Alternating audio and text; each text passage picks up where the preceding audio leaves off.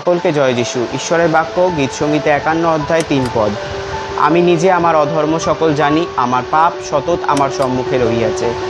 দাউদ যখন নিজে তার সকল পাপ ঈশ্বরের কাছে স্বীকার করেছে, ঈশ্বরের মনোনীত সন্তান হওয়া সত্ত্বেও আমরাও যেন আমাদের পাপ সকল ঈশ্বরের কাছে স্বীকার করতে পারি। কারণ আমরা যে কি ভুল কাজ করি, কি অন্যায় করি, সেটা আমরা জানি আর ঈশ্বর জানে। কারণ ঈশ্বরের চোখ সদা সর্বদা সব জায়গায় রয়েছে।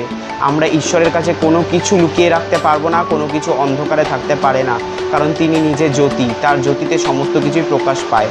তাই আমরা যখন কোনো ভুল কাজ করি, ঈশ্বরের বিরুদ্ধাচরণ করি, বা কোনো মন্দ কাজে, মন্দ নেশায়, যা কিছু মন্দ কিছুতে আসক্ত হই, সেটা ঈশ্বর দেখতে পান। আমরা হয়তো আমাদের পরিবারের কাছ থেকে, আমাদের প্রিয়জনের কাছ থেকে সেটা লুকাতে পারি, কিন্তু ঈশ্বরের কাছে লুকাতে পারি না। তাই আমরা যেন আমাদের সকল ভুল ক্ষমা চাইতে পারি ঈশ্বরের কাছে। তাহলে ঈশ্বর আমাদেরকে ক্ষমা করবেন এবং তার ইচ্ছা অনুসারে আমাদেরকে চালাবেন। জয় যিশু।